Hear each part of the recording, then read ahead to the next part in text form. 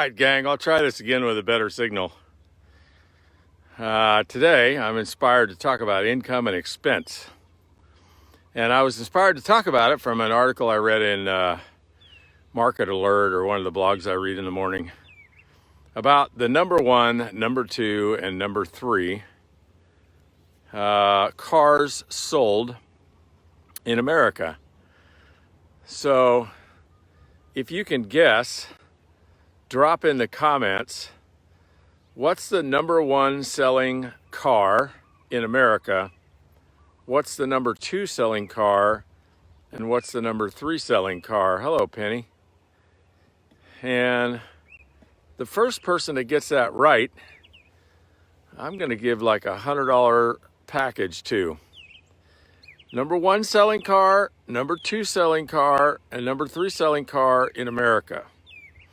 First person that gets that right, $100 value. I don't know what I'm going to give you. This hat, I think, is worth $100. No, it'll be something worth $100. But Don, that's not good enough.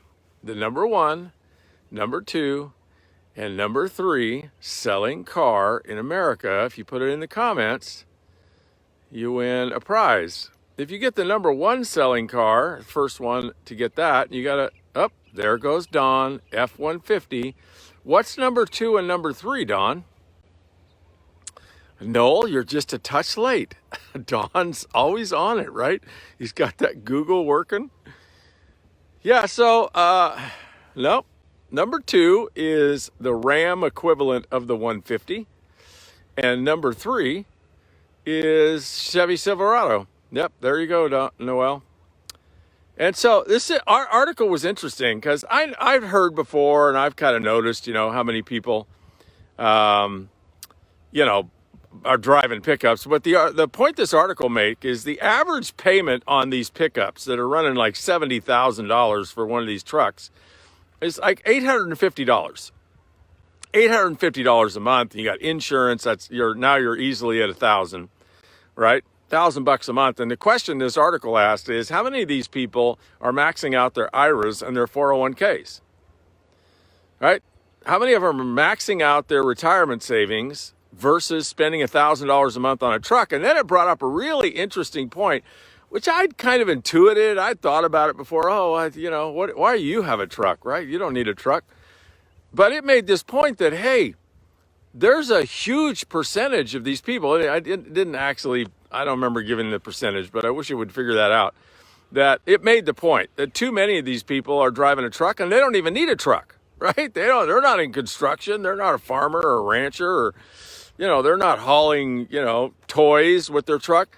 They're just driving a truck because the marketing for trucks has been more effective than the marketing for cars, and trucks are cool, to the tune of $1,000 a month, which inspired me to talk about one of my favorite subjects, which is financial IQ. And, here's the challenge in America, folks. If you look at all the politics around economics, but personal economics, the biggest challenge that Americans seem to face is this inequality. The bottom 50% of Americans, they don't pay any income tax, by the way. The bottom 50% of Americans, socioeconomically, they don't pay any income tax at all. It's kind of like the person that makes, $25,000 a year and Jeff Bezos don't pay any income tax. That's so weird, right? So the bottom 50%, who are always the ones, generally complaining about, life isn't fair and I don't have enough money and blah, blah, blah. They don't pay any income tax at all. They don't pay anything for, freeways and airports and national security, and they don't pay. Okay, why don't they pay? Because, they're the least fortunate. I wonder how many of them are driving a pickup truck. That'd be an interesting study. And then you got the next, 49% of Americans, which are like the middle class to upper class. And, they pay a lot of income taxes. And then you got the top 1% of Americans. They earn 21% of the income and they pay almost 40% of the taxes. The top 1%. And so there's this big question, right? How do you make it in America? how do you do well in America?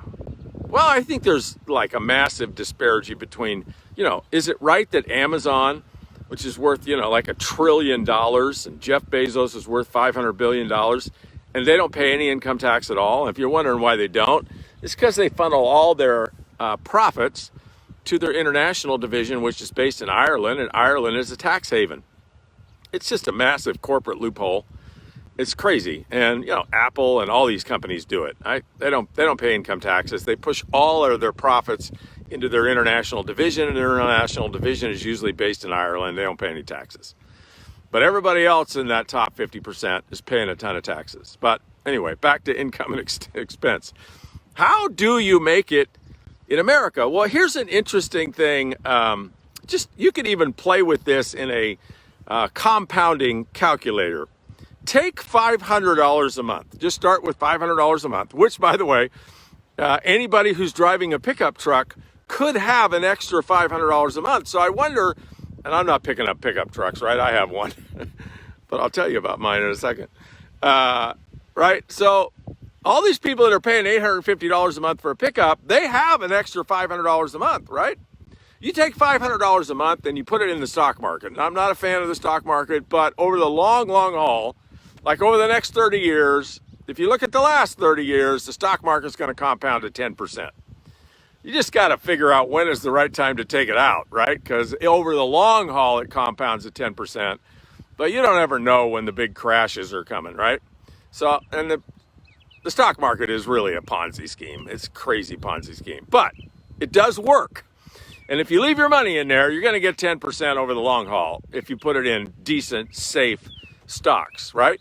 So you take $500 a month, folks, and you invest it in the stock market at 10% for 30 years. So let's say you start at age 25. And I know at age 25 you got $500 a month because you're spending $500 a month on video games and, your bar tab and, whatever else 25-year-olds spend their money on. You got $500 a month, and you could also earn an extra $500 a month. We'll talk about that. But you take $500 a month and invest it in the stock market for 30 years at 10%, you got almost $2 million. $2 million. What can you do with $2 million? Well, if you just left it in the market and pulled out the appreciation every month, just pulled out the growth, well, you'd have $5,000 or $10,000 a month in income every month to retire on, plus your other retirements, right? So the point is, just about everyone can become a multimillionaire in America. And the simplest way to do it is don't buy things you can't afford. And don't buy things that are luxuries, that are ego-based purchases before you max out your retirement plan. And you can max out your retirement plan at $500 a month. $500 a month for 30 years, $2 million. Now you're going to work for 30 years anyway. If you want to be one of those people that retires, in 25 years, then, you're going to probably have to put $750 a month in. Now you may say, I never had that money as a 25-year-old. I never had that money as a 30-year-old. Well, I get that you may have struggled, but were you always looking for an opportunity to make an extra $500 a month, $1,000 a month? Were you always looking? Were you always open? Most people aren't, right?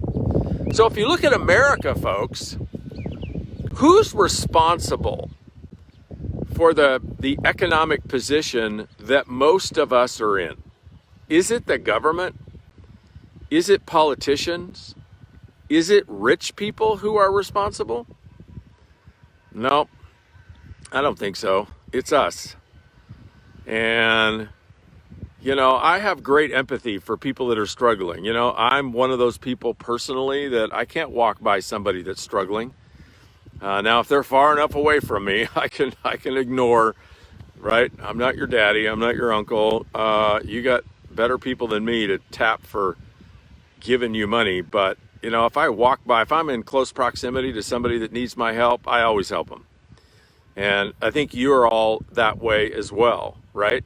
So it's not that self-responsibility has to come with an attitude of selfishness or not taking care of other people or not helping other people. It doesn't. In fact, most really wealthy people, they're the ones that are giving all the money. I mean, look at Bill Gates. He's, giving away his entire fortune to causes to help people. And don't put any comments in here about Bill Gates, the, sex trafficking, G5, whatever. You're a Putin bot if you believe that crap. That's crazy, right? You work for Putin. And all right, now I've gone crazy. He's gone nuts. He's off track. So back to the subject at hand, right? Here's the number one tool I've found to get your house in order financially, folks. Do an income and expense statement. Create an income and expense statement. Every month, write down in an Excel spreadsheet everything you spend and categorize it. Like, this is what I spend on Amazon, making Jeff Bezos wealthier. This is what I spend on food. This is what I spend on entertainment. This is what I spend on internet. This is what I spend on cable TV, which, by the way, if you're still using cable TV, shut it off and go to YouTube TV. It's $50 a month. You get everything cable TV offers for $50 a month instead of $120 a month. And so list out every expense you have, and then your income's probably pretty simple, right? What's your income? And then look at your net every month and look at it over the last 12 months, maybe the last 24 months. Like, do some research on this. Look for patterns. Find the patterns. And what you see might shock you. It might surprise you. It might educate you. It might show up for you, like we talked about last week, profound education. You look at this Excel spreadsheet. You look at what you're spending money on. You look at how you're going in the hole. You look at how much you spend every month on interest. Right? If you have $5,000 or $10,000 or $20,000 on credit cards, just figure out how much you lose every month on interest. And like, the quickest thing to do is, if you got 20, 30 grand on credit cards at 20%, I know it doesn't sound good, but go get a second mortgage on your home. Go get some kind of a 3 or 4 or 5%. Get a mortgage on your car. If you don't have a mortgage on it, get the interest down to 5%, because you're just giving those credit card companies 15%. You don't have to. And then attack that debt and get rid of that debt and get down to debt free, because, debt is not good or bad, folks. So to me, debt's good. Why? Well, because people owe me debt, right?